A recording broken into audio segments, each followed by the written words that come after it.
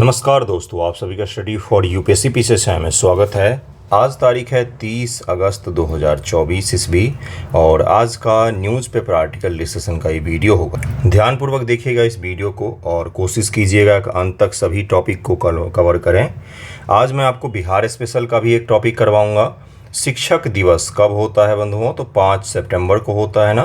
5 सितंबर नज़दीक है तो बिहार के 2 शिक्षकों को राष्ट्रपति पुरस्कार के लिए चयनित किया गया है, उसको भी देखेंगे हम लोग। भारत को एक नया न्यूक्लियर सबमरीन मिला है INS अरिहंत, उसको भी हम लोग देखेंगे। INS अरिहंत क्या है और कौन डेवलप किया है उसको और कहाँ पर किसके द्वारा इसको नेवी को सौंपा गया है। उसके साथ साथ पाकिस्तान ने प्रधानमंत्री मोदी को इनवाइट किया है अक्टूबर में जो SCO की समिट होने वाली है पाकिस्तान में, उसके लिए इनवाइट किया है प्रधानमंत्री मोदी जी को। तो उस न्यूज़ को भी हम लोग कवर करेंगे। साथ में देखिए यहाँ पर क्या लिखा हुआ है हेडलाइन में, अगर आप देखेंगे तो in new chip push centre ready with $15 billion blueprint, यानी कि भारत सरकार का जो सेमीकंडक्टर मैन्युफैक्चरिंग इनिशिएटिव है उसी का दूसरा जो हिस्सा है, उस योजना का अगला संस्करण उसको लॉन्च करने जा रही है और $15 बिलियन का इसमें इन्वेस्टमेंट होगा। और उसके पश्चात से भारत में सेमीकंडक्टर के निर्माण की दिशा में एक और महत्वपूर्ण कदम भारत सरकार उठाने जा रही है। तो इस न्यूज़ को भी हम लोग कवर करेंगे आज। साथ में LCA talks India China for intensify contact to narrow down differences, जिसमें ये कहा गया है कि अपने बीच के जो अंतर हैं, अपने बीच के जो मतभेद हैं उसको कम करने के लिए भारत और चीन अपने कॉन्टैक्ट्स को इंक्रीज कर रहे हैं। हमारे राष्ट्राध्यक्ष बहुत दिनों से नहीं मिले हैं, हमारे मंत्री लेवल के टॉक्स हुए हैं लेकिन वो भी कोई सार्थक सिद्ध नहीं हुए हैं। खुलेआम हमारे विदेश मंत्री जी बोलते और सही बोलते हैं कि हमारा चाइना के साथ अच्छा रिलेशन नहीं है। तो इसको भी हम लोग देखेंगे कि भारत और चीन अब कोशिश कर रहे हैं कि मामले को थोड़ा सा सुलझाया जाए, क्योंकि कोरोना के समय से 2020 ईस्वी से हम दोनों देशों के बीच में स्टैंड ऑफ चल रहा है। कहाँ पर? तो LAC के भाग में लाइन ऑफ एक्चुअल कंट्रोल, इसको भी आज हम लोग देखेंगे, समझेंगे कि कहाँ कहाँ पर है ये। और भारत और जो शी जिनपिंग हैं, भारत के प्रधानमंत्री मोदी जी और शी जिनपिंग जो चीन के राष्ट्रपति हैं, रूस में कजान में जो ब्रिक्स समिट होगा उसमें उम्मीद ये की जा रही है कि ये दोनों मिल सकते हैं। उम्मीद की जा रही है, मैं आपको बार बार कह रहा हूँ, लेकिन अभी मिलेंगे कि नहीं ये नहीं पता। लेकिन दोनों देश के राष्ट्राध्यक्ष ब्रिक्स में पार्टिसिपेट करने के लिए रूस जा सकते हैं, इतना तो तय हो गया है लगभग में। तो ये सारे न्यूज़ हैं आपके लिए, ध्यानपूर्वक देखिएगा। एक एक करके शुरू करेंगे। सबसे पहले LAC को हम लोग समझेंगे, उसके बाद से भारत और चीन के बॉर्डर डिस्प्यूट को समझेंगे, फिर हम लोग SCO पर भी जाएंगे, फिर हम लोग बिहार वाले टीचर का भी न्यूज़ करेंगे, न्यूक्लियर सबमरीन और सेमीकंडक्टर चिप मिशन को भी पढ़ेंगे हम लोग, ओके। इसीलिए अंत तक देखिएगा। और एक चीज़ मैं बताता हूँ, अगर आपको आंसर राइटिंग वगैरह के लिए ज्वाइन करना हो तो अपना GS1 अभी शुरू ही किया है, 2 ही सवाल दिया है अभी तो, एक करेंट अफेयर का दिया, बाकी 2 हिस्ट्री का दिया है। NCERT में ज्योग्राफी शुरू किया है तो आप उससे भी लिख सकते हैं। उसके अलावा अपना 71 का भी ग्रुप चलता है और निबंध लेखन का भी चलता है अलग से सेपरेट ग्रुप। तो किसी में भी आपको जुड़ना हो तो आप ज़रूर बताइएगा, लिखिएगा। अभ्यास करेंगे जितना ज़्यादा ऑब्जेक्टिव हो या सब्जेक्टिव हो उतना ही ज़्यादा आपका सिलेक्शन श्योर होता जाएगा। सिलेक्शन बहुत मुश्किल होगा, हद से ज़्यादा मुश्किल होगा 70 BPSC में, मैं अभी ही कह रहा हूँ आपको। सीटें भर के आएंगी ऐसा उम्मीद है। 200 के आसपास SDM बता रहे हैं, कोई 100 बता रहा है, कोई 150 बता रहा है। इतना ज़रूर है कि सीटें आएंगी और आएंगी तो कट ऑफ भी हाई जाएगा, आप सोच नहीं सकते उतना हाई जाएगा। डरा नहीं रहा हूँ, समय से पहले सचेत कर रहा हूँ। पढ़िएगा और पढ़िएगा, जितना जी जान लगा सकते हैं लगा दीजिए। 24 घंटे में से 12 घंटे 13 घंटे मिनिमम दीजिए अभी से लेकर एग्ज़ाम तक। यही वो समय है जब आप पढ़ लेंगे तो पढ़ लेंगे। एग्ज़ाम के पहले तो सभी पढ़ते हैं।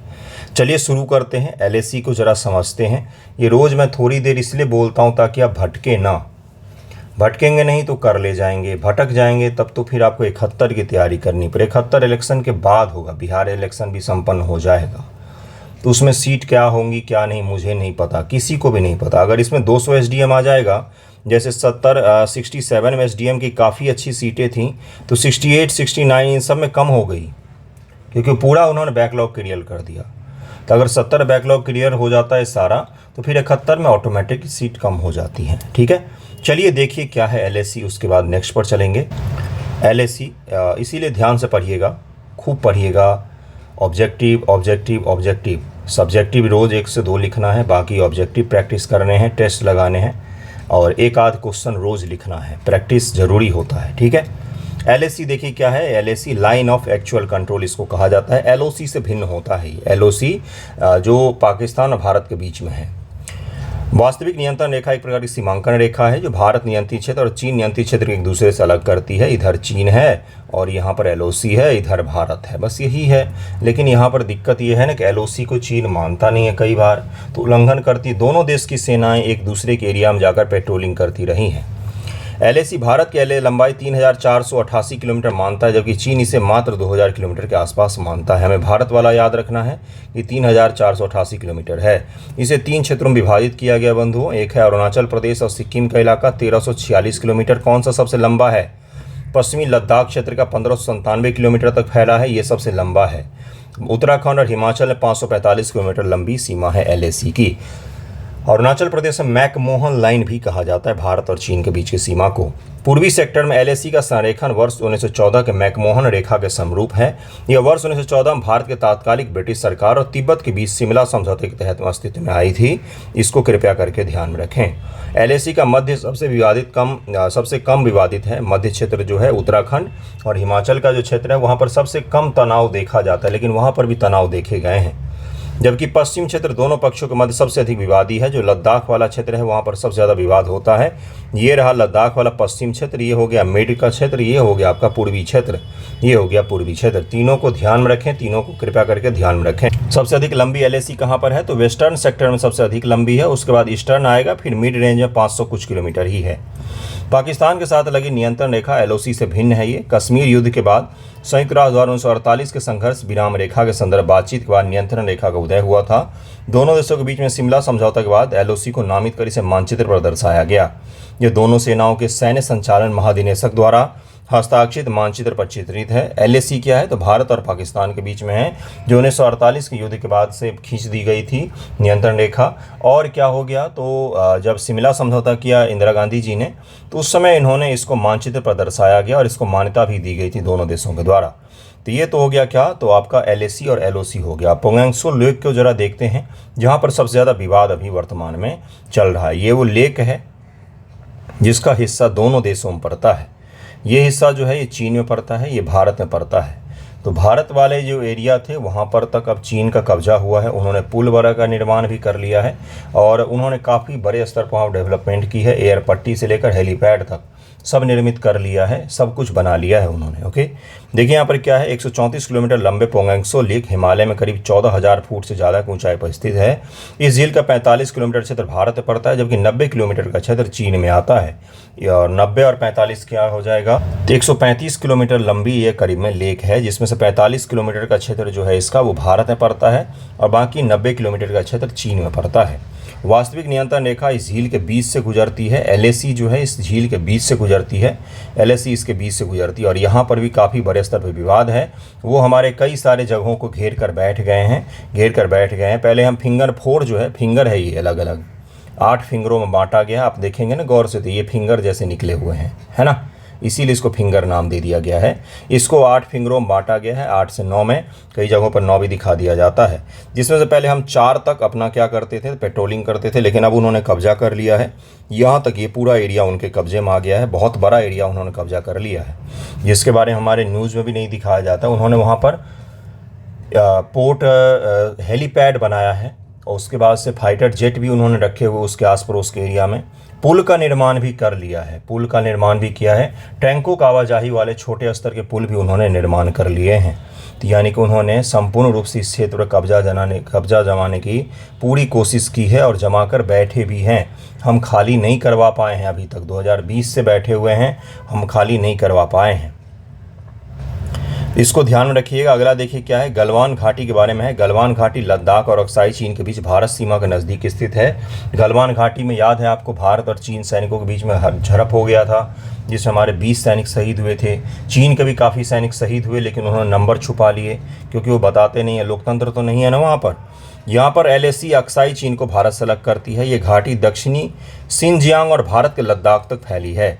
1962 से ही गलवान घाटी भारत चीन के बीच संघर्ष का कारण रहा है और इस घाटी से गलवान नदी बहती है जो अक्साई चीन से निकलती है और आगे आकर श्योक नदी मिल जाती है, और श्योक फिर किस में मिल जाती है, तो सिंधु में मिल जाती है। तो इसको ध्यान में रखिएगा। ये छोटे छोटे फैक्ट हैं जहाँ से सवाल पूछ सकता है आपको।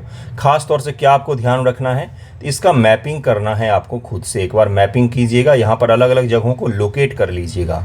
ऑक्सफोर्ड का अगर आपके पास में एटलस हो, ऑक्सफोर्ड का ही एटलस यूज़ करें कृपया करके, पहले भी मैंने बताया है।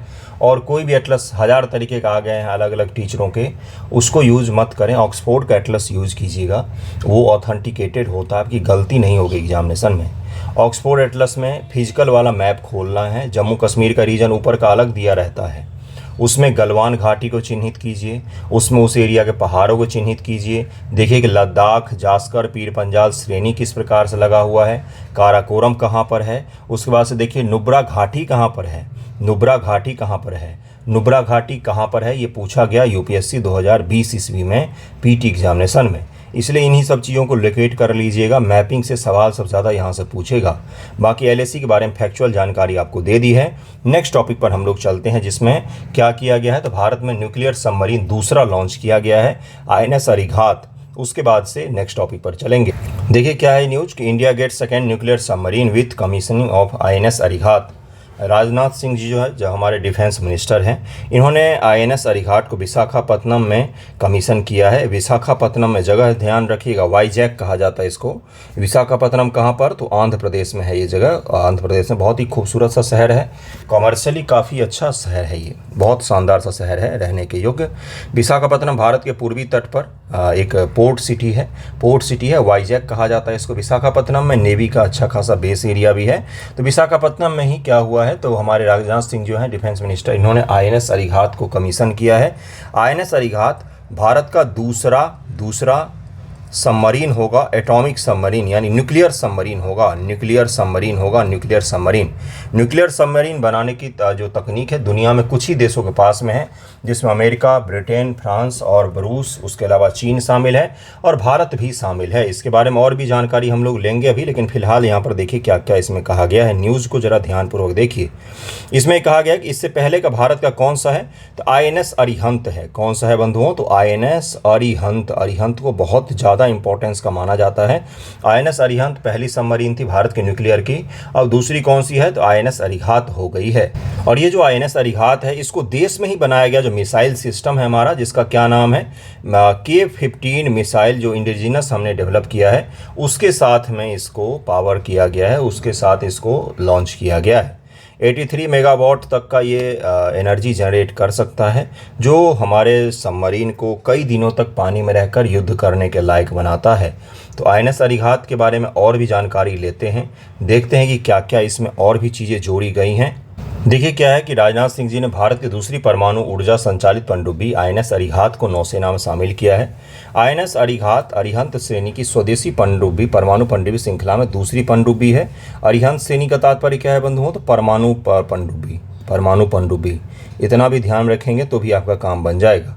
देखिए क्या है, इससे पहले INS अरिहंत को 2009 में शामिल किया गया था। कृपया इसको भी ध्यान में रखें, यही पूछ लिया जाएगा आपसे PT में।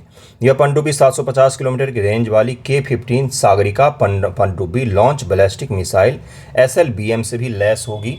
सागरिका एक हाइब्रिड प्रणोदक 2 चरण ठोस प्रणोदक मिसाइल है, जिसे रक्षा अनुसंधान विकास संगठन द्वारा विकसित किया गया है। INS अरिघात अरिहंत श्रेणी की पनडुब्बी का उन्नत संस्करण है। इसमें INS अरिहंत की तुलना में अधिक मिसाइल ले जाने की क्षमता है और ये उसका उन्नत संस्करण है, इसीलिए इसको शानदार माना जा रहा है। एडवांस टेक्नोलॉजी वेसल परियोजना के तहत 2017 में लॉन्च की गई इस पनडुब्बी को मूल रूप से INS अरिधमन कहा जाता था, लेकिन बाद में इसका नाम बदलकर INS अरिघात कर दिया गया था। INS अरिघात जमीन, हवा, समुद्र से परमाणु बम दागने की क्षमता को मजबूत करेगी और इसीलिए इसको इतना ज़्यादा स्ट्रैटेजिक रूप से इंपॉर्टेंस दिया जा रहा है कि हम क्या करेंगे, हिंद महासागर में जो हमारे सामने चैलेंज आ रहा है, चीन का चैलेंज बहुत बड़ा है, उसको टैकल करने में ये परमाणु पनडुब्बी हमारा बहुत ज़्यादा मदद करने वाला है। इसको ध्यान रखिएगा। नेक्स्ट टॉपिक पर चलते हैं। अगला टॉपिक है आपका यूनिवर्सिटी ऑफ साउथहैम्पटन। ये शानदार यूनिवर्सिटी है। इसका दुनिया भर में रैंकिंग है कितना, तो 81 है, यानी कि 81वां रैंक है। ब्रिटेन की यूनिवर्सिटी है। कहाँ की है बंधुओं, तो यूके की यूनिवर्सिटी है। यूनिवर्सिटी ऑफ साउथहैम्पटन नाम है इसका। और ये भारत में कैंपस खोल रही है। कहाँ पर, तो भारत में कैंपस खोल रही है। आपको अगर याद होगा तो जो आपसे मेंस एग्जामिनेशन 68 में पूछा गया था कि यूजीसी का नया गाइडलाइन आया है जिसके तहत विदेश की जो यूनिवर्सिटियां हैं वो भारत में अपने कैंपस खोल सकती हैं। इस गाइडलाइन के बारे में मेंस में बीपीएससी ने पूछा था। पीटी के लिए फैक्ट क्या है कि यूनिवर्सिटी ग्रांट कमीशन ने इसको लेटर ऑफ इंटेंट दे दिया है। और यूनिवर्सिटी ऑफ साउथहैम्पटन जो होगा ये दुनिया में प्रचलित दुनिया की तीसरी यूनिवर्सिटी होगी, फॉरेन यूनिवर्सिटी, जिसका भारत में कैंपस खुलने जा रहा है गुरुगांव में। कहाँ पर, तो गुरुग्राम में।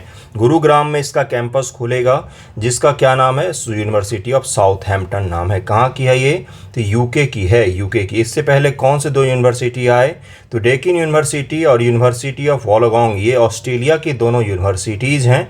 इन्होंने गिफ्ट सिटी गुजरात में और दिल्ली में अपना कैंपस सेटअप किया है।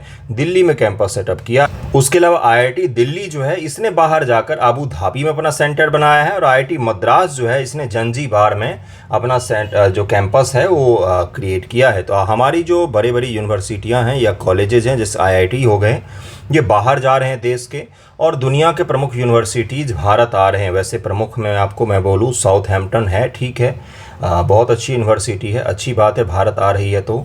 लेकिन इससे जो अच्छी यूनिवर्सिटी जो वर्ल्ड क्लास की है, नंबर 10 में से एक है, जैसे ऑक्सफोर्ड हो गया या कोलंबिया हो गया, ये सब अभी भी भारत नहीं आए हैं। क्यों आएंगे, इनको जहाँ पर हैं वहीं पर बहुत प्रसिद्धि मिल रही है। आना चाहिए, वैसे हमारा भला हो जाता। तो ये सब यूनिवर्सिटी भारत आएंगी और इनके जो कहाँ पर कैंपस खुलेगा, तो गुड़गांव में खुलेगा। और 2024 में इनका रैंकिंग था 81 था क्यूएस के हिसाब से, और 97 था इनका higher education world university ranking 2024 में। अब ये भारत अपना कैंपस खोलेंगी और सभी तरह के कोर्स चलाएंगी और फॉरेन और इंडियन दोनों प्रकार के फैकल्टी मेंबर्स को हायर किया जाएगा इसके द्वारा, और उन फैकल्टी को जॉब भी मिलेगा। तो इसको ज़रा ध्यान रखिएगा। नेक्स्ट टॉपिक कौन सा है, नेक्स्ट टॉपिक है कि Pakistan invite PM Modi to attend SCO meeting Islamabad in October. October में इस्लामाबाद में एससीओ की समिट होने वाली है। उसके लिए प्रधानमंत्री श्री मोदी जी को बुलाया है। किसने, तो पाकिस्तान ने इन्वाइट किया है। पाकिस्तान ने एससीओ के सभी मेंबर को, राष्ट्राध्यक्षों को इनवाइट किया है। और किसी भी देश में जब कोई मीटिंग होता है तो वहाँ उस देश के द्वारा सभी देश के राष्ट्राध्यक्षों को इनवाइट किया जाता है जो उसके सदस्य होते हैं। जैसे G20 की बैठक हुई थी, G20 भारत ने सभी को बुलाया।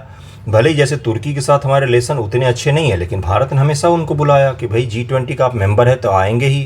तो इसमें कोई बड़ी चीज़ नहीं है। समझने की चीज़ ये है कि उन्होंने तो बुलाया ही है। उम्मीद ये की जा रही है कि प्रधानमंत्री जी नहीं जाएंगे, क्योंकि हमारे रिलेशन अभी भी अच्छे नहीं हैं। हमारे देश में जून के बाद से ही पाकिस्तान स्पॉन्सर जो टेररिज्म है वो बढ़ गया है। आपने देखा होगा जम्मू कश्मीर के इलाकों में। हालांकि ये भी उम्मीद की जा रही है कि बर्फ़ पिघल सकती है थोड़ी सी, रिश्तों में जो दरार बहुत ज़्यादा आ गई है वो बर्फ़ पिघलेगी और हो सकता है कि प्रधानमंत्री जी यात्रा करें। कहाँ की, तो प्रधानमंत्री जी इस्लामाबाद की, हो सकता है, ऐसा उम्मीद है। तो एससीओ शिखर सम्मेलन कहाँ पर होगा अक्टूबर में, तो पाकिस्तान में आयोजित होगा। भारत और पाकिस्तान दोनों ने साथ में ही एससीओ को ज्वाइन किया था। एससीओ एक संघाई कोऑर्डिनेशन ऑर्गेनाइजेशन, एक संगठन है, अंतर सरकारी राजनीतिक आर्थिक सैन्य संगठन है जिसका लक्ष्य शांति सुरक्षा स्थिरता बनाए रखना है। 2001 में इसको बनाया गया था, 2002 में हस्ताक्षर किया गया, 2003 में इसे लागू भी कर दिया गया।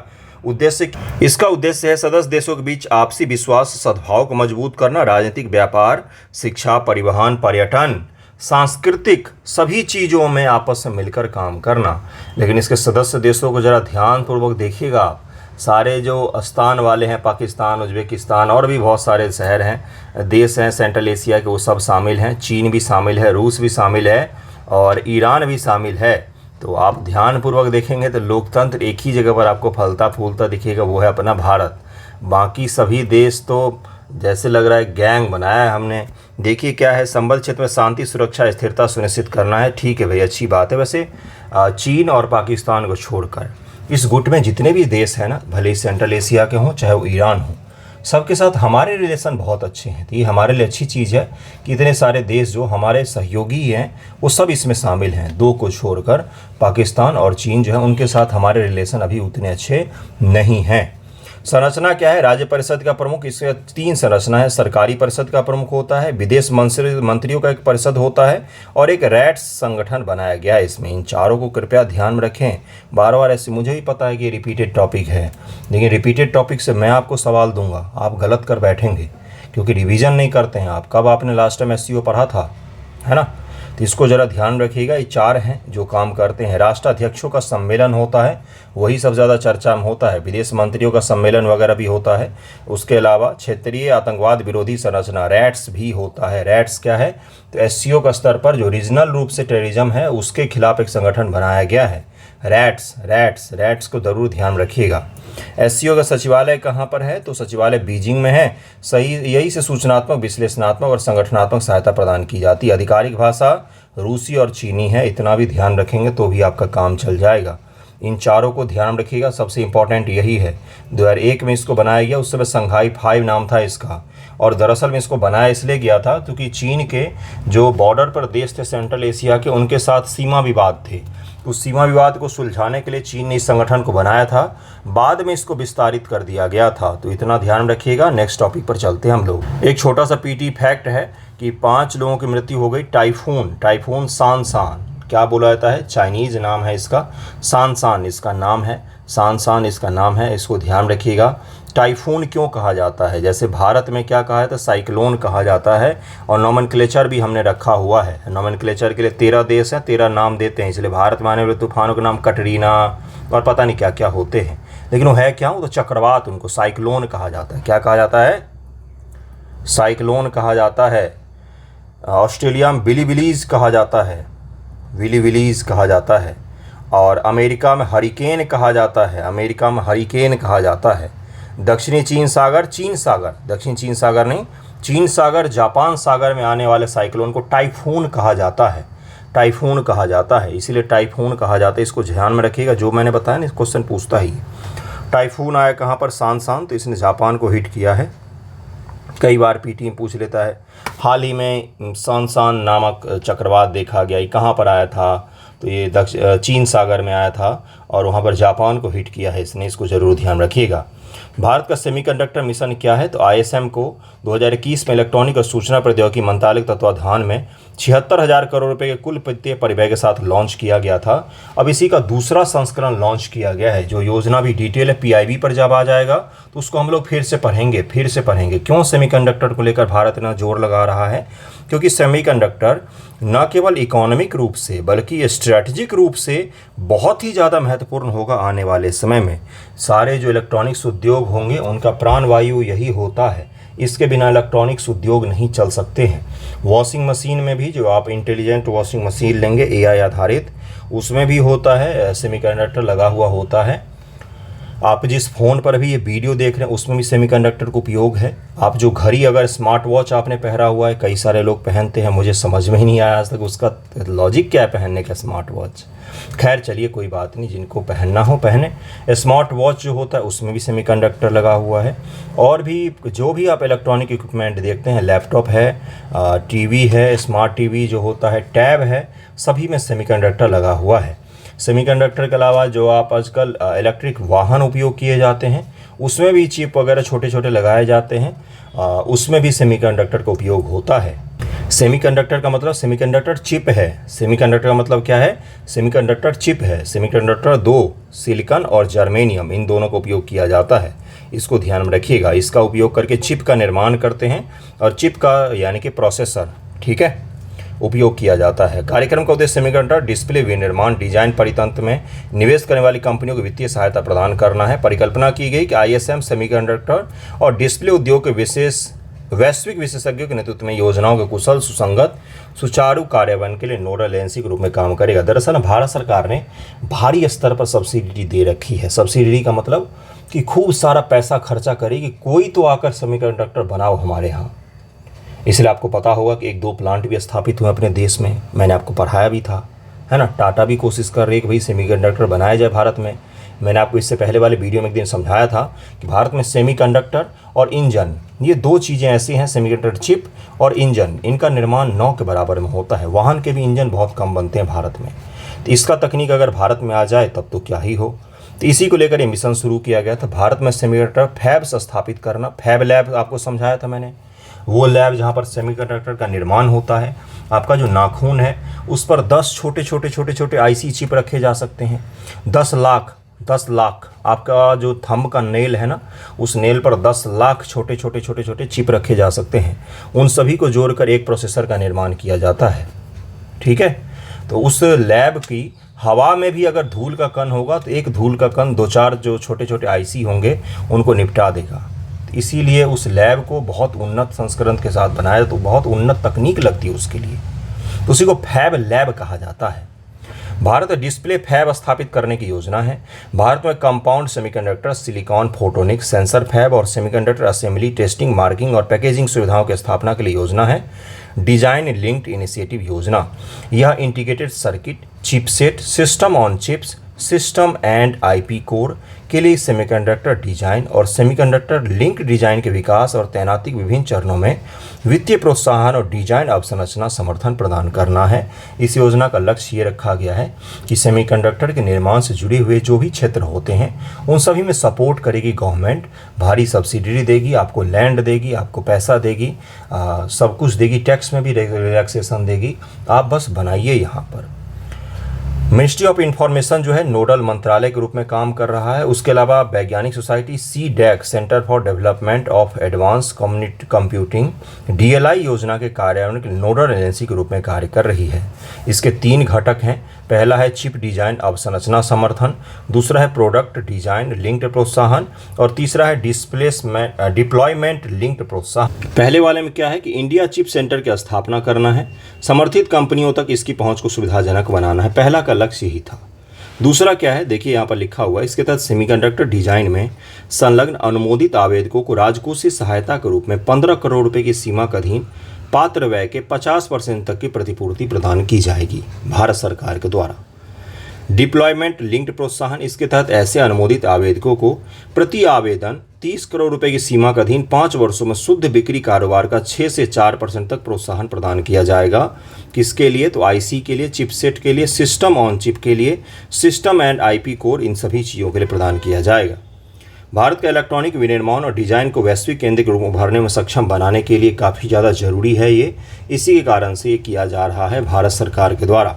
महत्व क्या है इसका, तो इसका भाई भारत में उद्योग स्थापित होंगे, सेमीकंडक्टर का हम आयात निर्यात कर सकेंगे, कच्चे माल, विशेष रासायनिक गैस और विनिर्माण उपकरण सहित सुरक्षित सेमीकंडक्टर डिस्प्ले आपूर्ति श्रृंखलाओं के माध्यम से विश्वसनीय इलेक्ट्रॉनिक अपनाने सुविधा प्रदान करेगा हमें ये। आरंभिक चरण के स्टार्टअप के इलेक्ट्रॉनिक्स डिजाइन ऑटोमेशन में भी मदद करेगा ये।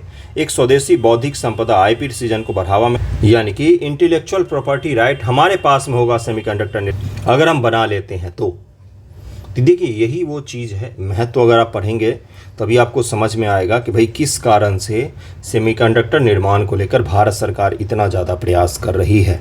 ठीक है, दरअसल में इसी योजना को उन्नत संस्करण लॉन्च किया गया है। जब उस योजना के बारे में PIB में आ जाता है तो हम लोग उस योजना को भी पढ़ेंगे। इसी का दूसरा संस्करण लॉन्च किया गया, जिससे $15 बिलियन का निवेश किया जाएगा और भारी स्तर पर सरकार इसलिए खर्चा कर रही है ताकि भारत में इसके मैन्युफैक्चरिंग को बूस्ट किया जाए। इंडिया का semiconductor mission, India semiconductor mission, इसको ध्यान में रखिएगा। नेक्स्ट टॉपिक है हमारा राष्ट्रीय शिक्षक पुरस्कार 2024। बिहार के 2 शिक्षकों का चयन किया गया है।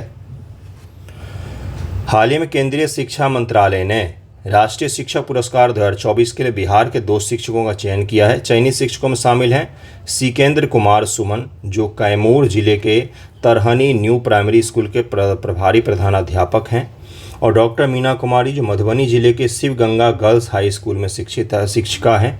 इन दोनों को चुना गया है। मीना कुमारी हैं जो मधुबनी जिले में पढ़ाती हैं, और सिकेंद्र कुमार सुमन जो कैमूर जिले में पढ़ाते हैं। इन दोनों को ध्यान में रखिएगा, प्लीज़ ध्यान में रखिएगा।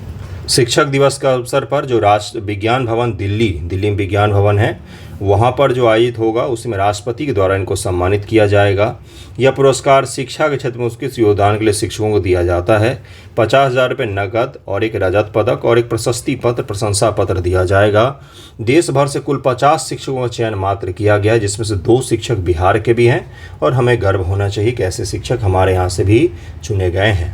तो ये था आज का न्यूज़पेपर डिस्कशन का वीडियो। कृपया ध्यान रखिएगा, जो टॉपिक मैंने आपको करवाए हैं सारे इंपॉर्टेंट ही थे। थैंक यू सो मच आप सभी का वीडियो देखने के लिए।